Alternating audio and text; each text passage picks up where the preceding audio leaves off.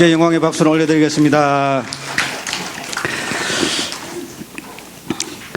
요한복음의 특징은 예수님과 어느 한 개인 간의 긴밀하고 자세한 이 대화 내용이 수록이 되어 있습니다. 이것은 왜 가능한가 하면 이 사도 요한이 예수님과 가까이 있으면서 예수님께서 무슨 말을 하시는지 누구를 만나는지 자세하게 이렇게 관찰했기 때문에 이 사도 요한이 예수님께서 이 찾아온 개인과 하는 그 말을 잘 이렇게 기억을 했었습니다. 니고데모, 밤중에 찾아온 그 니고데모와의 이 깊은 대화, 긴 대화를 요한은 기록해 놓았고요. 그리고 사마리아 우물가에서 이 사마리아 여인과 대화하는 이 대화 장면도 상세하게 길게 이렇게 서술해 놓았고요. 그리고 오늘 이 빌라도의 법정에서 예수님과 이 빌라도 간에 어떠한 대화가 이루어지는지 여기에 대해서도 요한은 옆에서 관찰했기 때문에 세세하게 기록을 할 수 있었던 것입니다. 그래서 다른 제자들은 이 요한과 같은 이런 기록을 할 수가 없습니다. 왜냐, 보지는 못했으니까. 다 도망가가지고 이게 피했으니까. 요한은 대제사장과 아는 사이였기 때문에 이렇게 허용이 되어서 예수님께서 하시는 그 모습을 생생하게 증언을 합니다. 자, 빌라도가 예수님께 대해서 제목을 하나도 찾지 못했습니다. 어떤 죄가 있는지 하나도 찾지 못했다고 이렇게 이야기했습니다. 38절의 하반절에 보니까 유대인들에게 나갑니다. 예수님에게 신문을 하고 난 다음에 예수님을 이게 법정으로 데리고 온 그 유대인들에게 대답을 합니다. 무슨 말을 하니까 나는 그에게서 아무런 제목을 찾지를 못했다. 자, 그런데 지금 6월절이기 때문에 6월절만 되면은 특별 사면이 있다. 한 사람씩 내가 풀어주지 않느냐.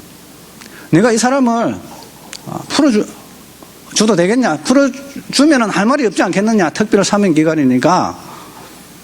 자, 그렇게까지 제안을 하였습니다.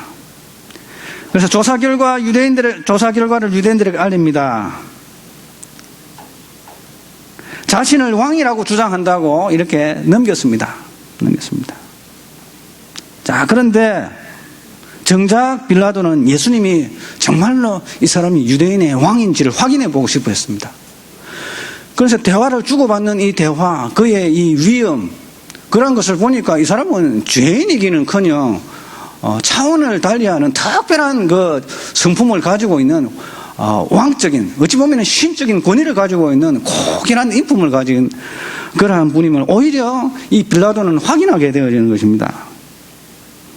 자, 그래서 빌라도는 예수님으로부터 유대인의 왕임을 확인할 뿐만 아니라 더 나아가 이 예수님이라는 이 왕은 이 세상의 왕들과는 차원을 달리하는 그러한 진리를 증거하는 왕이라는 그 말을 우리 주님으로부터 듣게 되십니다. 나는 네가 말한 대로 왕이 맞다. 나는 진리를 위해서, 진리를 증거하기 위해서 이 땅에 왔다, 태어났다. 그러니까 이 빌라도가 결국에는 묻지 않습니까? 진리가 무엇이냐? 예수님과의 이 신문을 통해서 이 빌라도가 발견할 수 있는 것은 예수님이 죄인이라는 사실보다는 진리에 대한 궁금증으로 이 질문으로 끝을 냅니다. 진리는 무엇이냐? 그렇게 이야기했습니다. 그래서 나중에 예수님의 제자 중에 나중에 늦가기로 예수님의 12제자 중에 속하지는 아니했죠. 아닌데 사도 바울이 있습니다. 사도 바울이 이렇게 고백을 합니다. 디모데전서 6장 13절에서 16절에 보면은 이러한 고백을 디모데에게 합니다. 만물을 살게 하신 하나님 앞과 본디오 빌라도를 향하여 선한 증언을 하신 그리스도 예수 앞에서 내가 너를 명하노니, 우리 주 예수 그리스도께서 나타나실 때까지 흠도 없고 책망받을 것도 없이 이 명령을 지키라. 막 이렇게 이야기를 합니다. 이 사도 바울이 이걸 어떻게 합니까? 사도 바울이 빌라도 앞에서 증언한 걸 어떻게 합니까? 학자들은 추정을 합니다. 바로 이 사도 바울은 공회원 중에 한 사람으로서 사두개인이지 않습니까? 바리새인이지 않습니까? 유대의 지도자로서 그 현장에 참여해가지고 목격했던 사람이기 때문에 이것을 이렇게 증언할 수 있는 것이다 라고 이야기합니다. 자, 그것은 우리가 확인해 보지 못했기 때문에 알 수 없지만 그러나 이야기합니다. 사도 바울은 이야기합니다. 하나님 앞과 빌라도에게 선한 증언을 했다라고 이야기합니다. 그래서 우리 주님께서 무슨 증언을 하셨는가? 바로 나는 왕이다. 왕인데 이 세상에 속해 있는 그런 왕들과 같은 왕이 아니고 진리에 대하여 증거하는 그런 하늘로부터 온 그런 왕이다라고 하신 것입니다. 그래서 우리 주님은 바로 빌라도 앞에서 증언을 통해서 빌라도가 발견한 것은 예수님은 죄인이 아니고 오히려 유대인의 왕이다. 그리고 이분은 차원을 달리하는 왕이다. 그리고 오히려 질문합니다. 진리가 무엇인가? 진리에 대한 궁금증으로 이 빌라도는 예수님에 대한 신문을 마치게 되어집니다. 자, 그리하여서 6월절에 이 특별 사면을 이용하여서 예수님을 풀어줄 것을 제안을 합니다. 물론 죄도 없지만은 죄인도 아닌데 무슨 특별 사면 대상이 됩니까? 그냥 풀어줘야죠. 그런데 유대인들의 이 마음을 달래기 위해서 제안을 하는 것입니다. 내가 여러분들에게 유대인의 왕을, 당신들의 왕을 풀어주기를 바랍니까? 그런데 빌라도는 당연히 이렇게 물으면은 빌라도는 예상을 했습니다. 당연히 예수님을 풀어줄 것에 대해서 유대인들이 특별 사면을 하는 거니까, 이 죄인을 풀어주는 거니까 일을 이렇게 달지를 않을 것으로 생각을 하고 특별 사면 기간에 대상자로서 선정을 해서 예수님을 그대로 풀어주겠다라고 하는 그러한 생각을 가지고 내가 이 사람을 풀어주려고 하는데 이제 이의가 없지 막 이렇게 이야기를 하는데, 그런데 예상과는 달리 유대인들이 이를 거부했습니다. 그들은 오히려 강도짓 하다가, 진짜 나쁜 짓 하다가 붙잡혀온 이 바라바를 풀어달라고 이렇게 요구를 했습니다. 자, 그래서 이 성난 이 유대인들을 달래기 위해서 바라바를 풀어주었습니다. 그러나 예수님께서 죄가 없다는 것을 확신했기 때문에, 이 빌라도는 예수님의 이 무죄성을 확신하였기 때문에 예수님을 때려서 고통을 가하면 유대인들이 적정한 선에서 예수님에 대한 분노를 거칠 것으로 기대를 했었습니다. 그래서 유대인의 마음을 맞춰주기 위해서 죄도 없는 분을 갖다가 데리고 와가지고 채찍질을 가했습니다. 우리 주님의 살점은 난도질을 당했습니다. 이렇게 때리고 이렇게 살점이 고기점 떨어져 나가듯이 찢기고 패이고 그런 것을 보면 유대인들이 양심이 있으면은 풀어지고 그만하면 됐다라고 할 줄 알고 예수님을 군병들에게 채찍질을 가하게 합니다. 이 채찍의 가죽 채찍 끝에 보면은 이 뼈 조각이 있고 새 조각이 있습니다. 그래서 다 꽂으면은 다 꽂힙니다. 그래서 확 잡아 떨으면은 살점이 뚝 떨어집니다. 푹 떨어집니다. 이렇게 예수님의 살은 찢겼습니다. 제가 채찍에 맞음으로 우리가 나음을 입었도다. 이사야 53장 5절. 주님의 이 십자가 채찍에 맞을 것을 미리 보시고 그 채찍에 대한 의미를 이렇게 해석을 합니다. 미리 이야기합니다. 그가 채찍을 맞았기 때문에 우리가 나음을 입게 된 것입니다. 하나님의 섭리 가운데 예수님의 채찍 맞으심은 우리의 나음을 위한 것이었습니다. 우리가 예수님께서 만약에 채찍을 맞지 아니하셨다면 우리에게 나음이라는 것은 없을 것입니다. 주님이 불법 취급을 당하심으로 그를 믿는 우리에게 하늘의 을을 입혀주시는 그러한 하나님의 은혜가 우리에게 임한 줄 믿습니다. 자, 그리고 이 군인들이 채찍질을 할 뿐만 아니라 그 다음에 무슨 일을 했는가 하면은 가시나무들을 갖다가 막 꼬았습니다. 헬라어 성경에 보면은 가시나무 하나가 아니고요. 가시나무 여러 개인 그 복수형으로 된 가시나무들로부터 이것을 꼬아가지고 여러 개의 가시나무를 꼬아가지고 비틀어가지고 면류관을 만들었습니다. 승리의 면류관은 뭡니까? 운동선수가 운동해가지고 1등 하면은 승리하는 자에게 주는 그 관 있지 않습니까? 면류관. 여러분, 마라톤 해가지고, 마라톤 완주해가지고, 마라톤 1등 하는 사람한테 뭐 해줍니까, 여러분? 예? 월계관을 만들어주잖아요, 월계관을. 가시로 월계관을 꼬아가지고, 나무들 만들어가지고, 예수님의 머리에 푹 찔러가지고, 꽂았습니다. 그래서 주님의 이마에서는 피가 줄줄줄줄줄 흐르는 것을 우리가 상상을 할 수가 있습니다. 이 가시는 저주의 상징입니다, 여러분. 창세기 3장 18절 19절에 보면은 내가 범죄한 이 아담에게 이야기합니다. 내게 가시덤불과 은근키를 낼 것이다.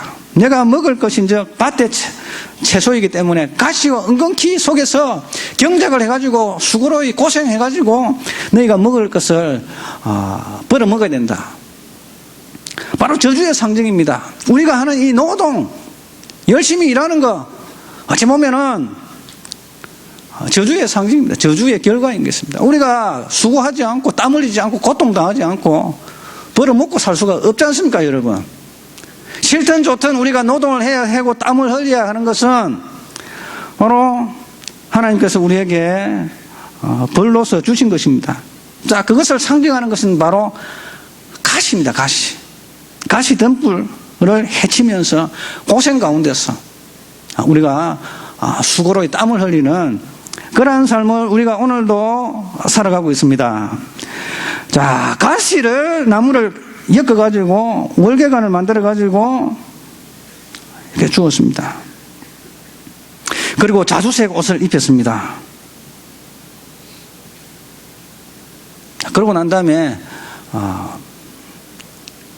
유대인들, 이 로마인들의 병정들이 예수님에게 한참 뒤에 시간이 어느 정도 흐른 뒤에 와서 이렇게 예수님을 손으로 때렸다라고 되어 있습니다. 여기에 대한 이 때렸다라는 이 단어가 헬라어로 보면 원문에는 막대기로 때리다라는 의미도 가지고 있습니다. 막대기로 때리다. 또 뺨으로 때리다. 뺨을 때리다. 뺨 때리다. 여러 가지, 두 가지 의미를 다 가지고 있습니다. 자, 그런데 우리가 다른 마태복음의 기록을 이렇게 조합해 보면은 예수님께서 홍포를 가시 면류관을 쓰고 홍포를 입고 그 다음에 갈 때 막대기를 갖다가 손에 쥐어줬다고 했습니다. 그거는 뭔가 하면 왕이 막대기를 가지고 있지 않습니까? 통치의 지팡이를 가지고 있지 않습니까? 예? 그 지팡이를 대신해서 막대기를 준 것입니다. 그러고 난 다음에 나중에 와가지고 이제 군병들이 다시 예수님께 다가오면서 그 막대기를 빼앗아가지고 예수님의 머리를 갖다가 때립니다. 자, 이 의미랑 똑같습니다.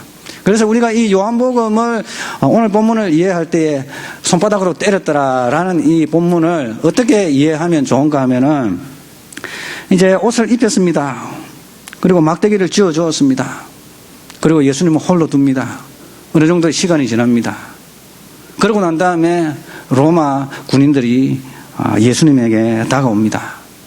유대인의 왕이여 평안하소서 하면서 그 쥐고 있던 그 막대기를 빼앗아서 예수님의 머리를 때리면서 또 덧붙여서 뺨까지 때리고, 자, 이렇게 이해를 하면은 더 성경적으로 정확한 해석이 될 수 있겠습니다. 그래서 우리 주님께서는 조롱을 받았습니다. 당신은 유대인의 왕이다. 면류관도 씌워줬습니다. 왕의 옷도 입혀주었습니다. 그리고 지팡이도 지어주었습니다. 그리고 엎드려가지고 왕이여 하면서 절까지 했습니다. 시간이 지납니다. 이 사람들이 군병들이 예수님 앞에 다가옵니다. 다가오고 있었습니다. 그리고 말하고 있었습니다. 라고 이렇게 기록이 되어 있습니다. 성경 본문에는, 원문에는. 그러니까 어느 정도 우리 주님이 조롱을 당하시고 막대기도 짚고 계시는데 홀로 예수님을 놔두다가 결국에는 군인들이 다시 예수님을 찾아오기 시작합니다. 그리고 말을 걸기 시작합니다. 유대인의 왕이여 평안할지어다. 그래서 막대기를 뺏어가지고 예수님의 얼굴을 때리기 시작합니다. 그것이 바로 오늘 요한복음과 마태복음을 이렇게 합해서 분석하면은 그러한 주님의 모습을 발견할 수가 있는 것입니다. 자, 이렇게 예수님께 육체적인 고통을 가해서 유대인들 앞에 다시 세워놓으면 유대인들이 마음이 누그러져서 그만해도 좋다라는 그러한 대답을 듣기를 원했습니다. 빌라도는. 그죠? 그런데 죄목을 발견을 하지 못했음에도 불구하고 유대인들의 감정이 가라앉지 않았습니다. 자, 그래서 그렇게 고통을 가했습니다. 채찍을 가했습니다. 그리고 온갖 조롱을 했습니다. 막대기로 얼굴을 때렸습니다. 그의 얼굴은 피로 낭자했고 그의 몸은 살점이 뜯어져 나갔습니다. 그는 주님은 말 그대로 피투성이가 되었습니다. 자, 그러한 그들을 예수님을 불러 세웁니다. 이 사람에게는 아무런 죄가 없다. 죄가 없다. 내가 풀어주려고 한다. 그러니까 이 유대인들이 십자가에 못 박으라고 그러는 것입니다. 십자가에 못 박으라. 그래서 참다 견디지 못한 빌라도는 이런 말까지 했습니다. 당신들이 직접 데려다가 십자가에 못 박아라. 당신들이 끌고 가가지고 직접 못 박아라. 나는 못하겠다. 죄가 없는데 왜 죄가 없는 사람은 어떻게 십자가에 못 박나. 당신들 생각을 좀 해봐라. 이렇게까지 때리고 죄도 없는 사람을 이렇게까지 때리고 왔으면은 양심이 있으면은 거쳐야지. 왜 지금까지 십자가에 못 박아? 너희들 데려가라. 너희들이 못 박아라. 그러니까요. 유대인들이 어떤 말을 하는가 하면은 유대인의 법대로라고 하면은 이 사람은 사형에 해당하는 것이 맞습니다. 바로 자기 자신을 하나님의 아들이라고 이 사람은 했거든요. 그러니까 이 빌라도가 너무 두려운 겁니다. 자기가 이 신문을 했을 때 이 예수님은 유대인의 왕이 맞거든요. 특별한 인격을 가지고 있는 사람이 맞거든요. 그런데 듣자 보니 예수님 자신이 유대인의 왕일 뿐만 아니라 하나님의 아들이라고 주장을 했다는 그 말을 듣고 그는 소스라치게 놀랐습니다. 그래서 빌라도가 했던 것은 나의 귀로 직접 한번 확인해 봐야 돼요. 진짜 이 사람이 자기 입으로 자신이 하나님의 아들이라고 이야기하는지 한번 확인해 봐야 되겠다라는 걸 필요성을 가지고 빌라도는 예수님을 다시 묻습니다. 당신 어디에서부터 왔습니까? 당신 어디에서부터 왔습니까? 이야기합니다.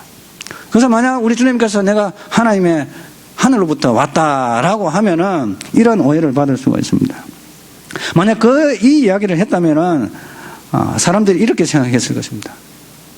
주님이 아마 이런 의도를 가지고 내가 하나님의 아들이다라고 이야기했지 않겠나. 만약 내가 하늘로부터 왔다라고 주님께서 직접 말하시면 사람들이 이렇게 생각했을 것입니다.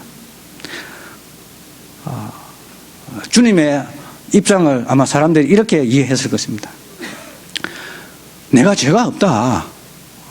하늘로부터 왔다. 그러니까 내가 죄가 없으니까 풀어줘라. 나는 억울하다. 뭐 이런 뉘앙스로 들릴 수 있기 때문에 우리 주님께서는 1절 대답을 하지 않으셨습니다. 우리 주님께서는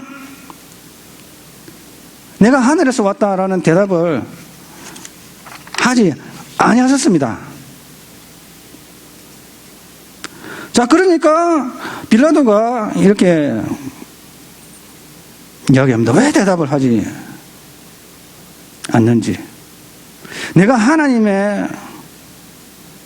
우리 주님께서 대답을 하셨다면 내가 하나님의 아들이니 나를 죽이면 화를 당할 것이다. 그러니 나를 죽이지 말고 살려라.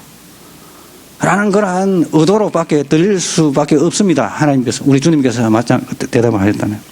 빌라도가 이러한 의도로 질문합니다. 당신은 죽기로 작정한 사람처럼 아무런 항의를 하지 않소. 왜 한마디도 하지 않소? 아예 죽으려고 작정을 하고 그냥 포기를 했습니까? 내가 당신을 놓을 권한도 있고 십자가에 못 박을 권한도 있는 줄을 알지 못하시오. 말을 좀 해보시오. 근데 이렇게 이러한 의도로 빌라도가 예수님께 호통을 쳤습니다. 그래서 예수님의 대답은 이러합니다. 위에서 주지 아니하셨더라면 당신은 나를 해할 권한이 없었을 것입니다. 만약 하나님께서 허락하지 않는다면 당신은 나를 해할 권한을 가지지 못합니다. 그러나 나의 무죄함에도 불구하고 이것저것을 재면서 당신의 상황을 위해서 당신에게 유리한 그런 결정을 한다면 당신의 죄는 큰 것입니다. 그럼에도 불구하고 나를 당신에게 넘겨준 유대인들의 죄는 더 큽니다. 이러한 의도로 우리 주님께서 대답을 하셨습니다. 결국 빌라도의 손을 빌려서 유대인들이 예수님을 죽이려는 일을 하나님께서 묵인하심으로 인류의 죄에 대한 값을 주께서 지불하시게 되어진 것입니다. 그래서 우리 주님께서는 이것을 아셨기 때문에 자신이 하나님께로부터 왔다라는 말도 하지 아니했고 나를 풀어달라라는 말도 하지 아니했고 오히려 당신은 어디에서부터 왔는가 물었을 때 침묵하였던 것입니다. 그리고 내가 당신을 놓아줄 권세도 있고 십자가에 못 박힐 권세도 있는데 라고 했을 때 위에서부터 허락지 아니하면은 당신은 나를 십자가에 못 박을 권한이 없다라고 이야기하셨고 그럼에도 불구하고 당신이 당신의 이익을 위한 그러한 판단을 한다면은 당신의 죄는 크다.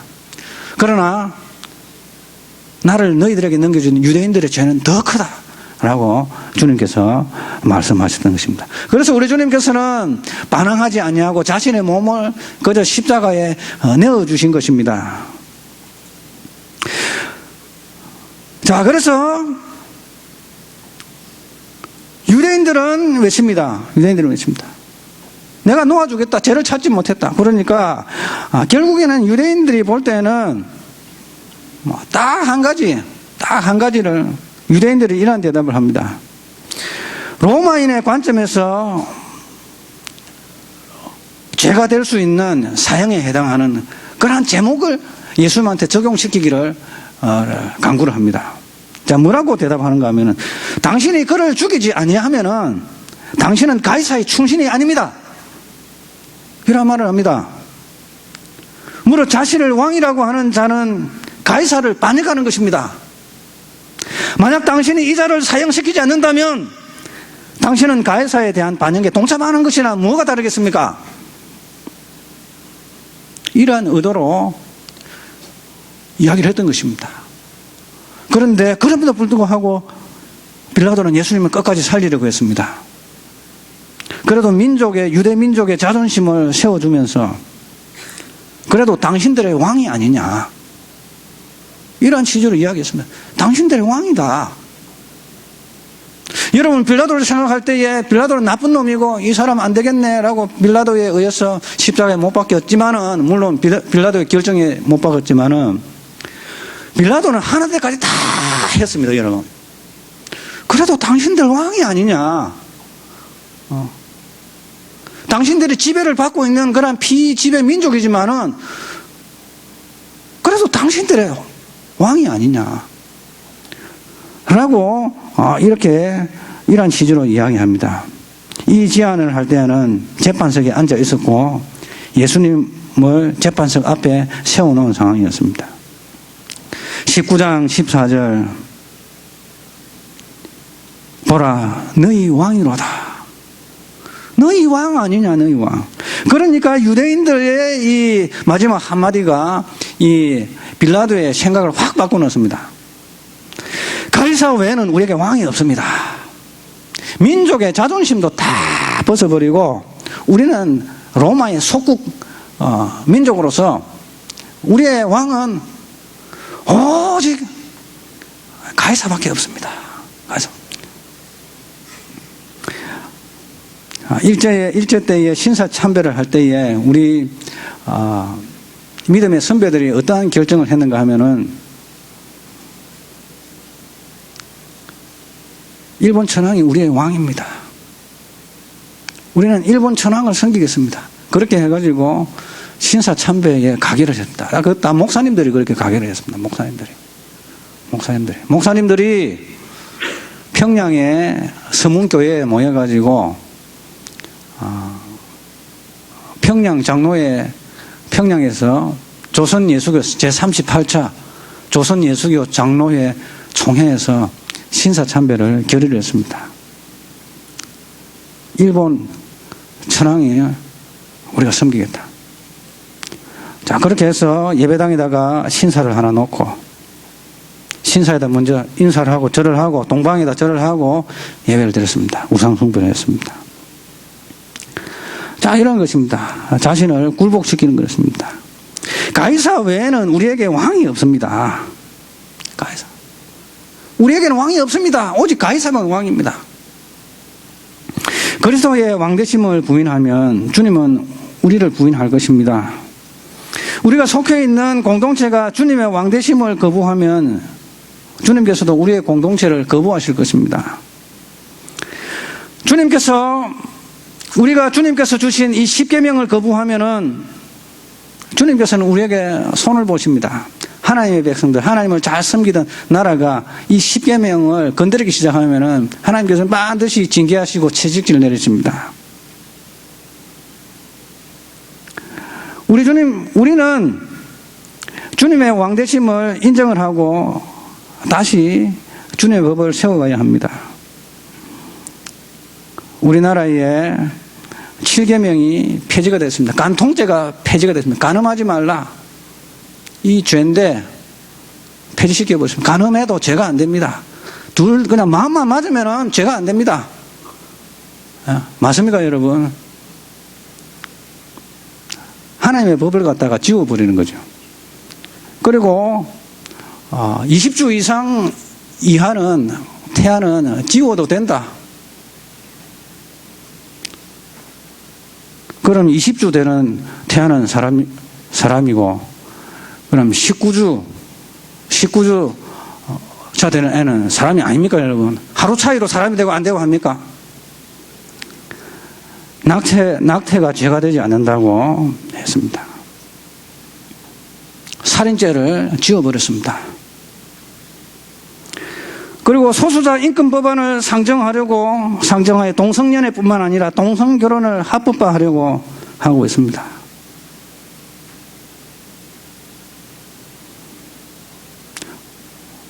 이러한 거대한 이 국제사회의 움직임은 하나님의 통치와 왕되심을 부인하는 것입니다.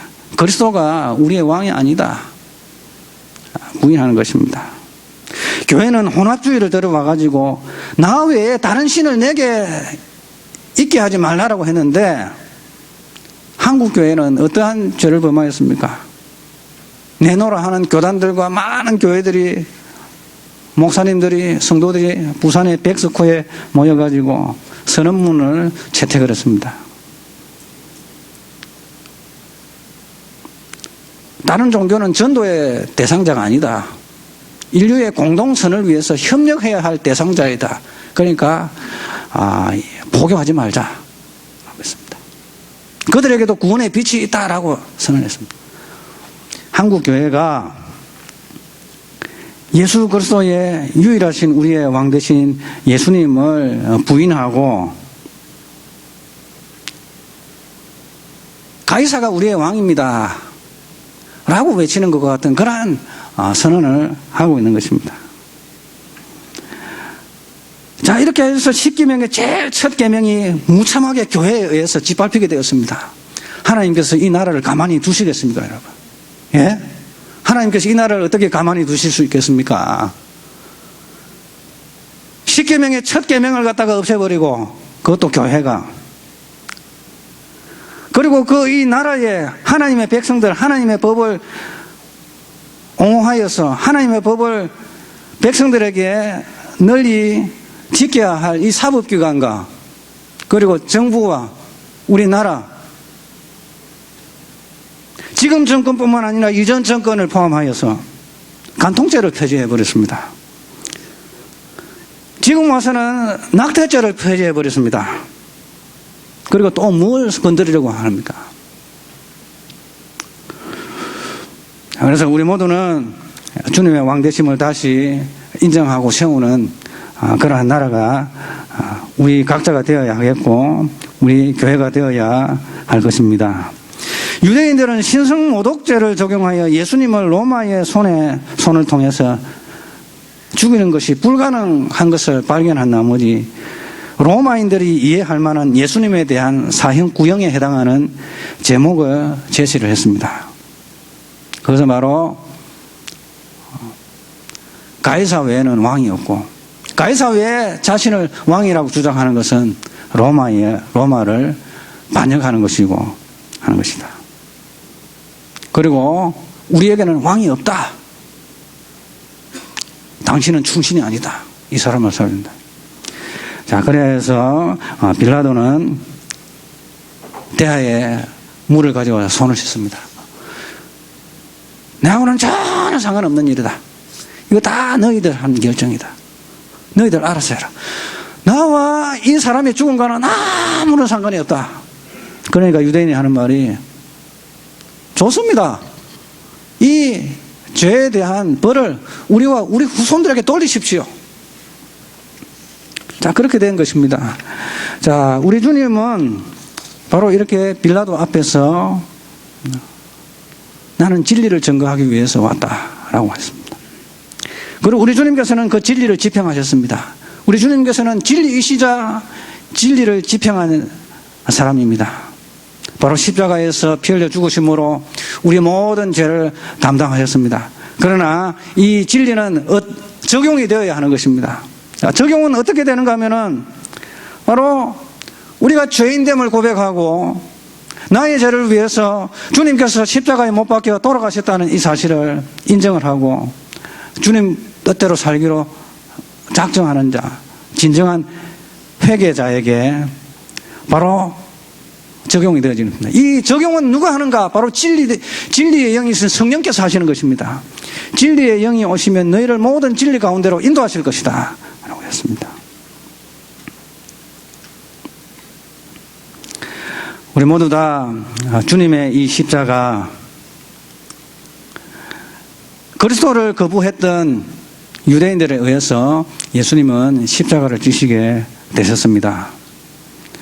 그러나 우리 모두는 주님의 이 십자가를 통해서 우리가 죄 용서함 받고 하나님의 자녀가 되어지는 그러한 혜택을 누려야 하는 것입니다. 우리는 주님을 왕으로 인정해야 합니다.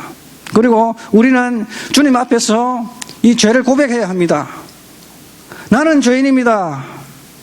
나를 용서해 주십시오. 나를 주님이 원하는 사람으로 만들어 주시옵소서. 그런 고백을 할 때 성령께서 이 진리를 적용시켜 주셔서 십자가의 이 사건, 십자가의 예수님의 피의 공로를 우리에게 적용을 시켜 주셔서 우리를 거듭나게 하시고 우리를 사망에서 생명으로 하나님의 사랑의 아들의 나라로 옮겨주시는 겁니다. 지옥에서 천국으로 우리를 건져주시는 것입니다. 자, 이 십자가의 이 의미를, 모습을 우리가 잘 묵상하고 또 우리는 만약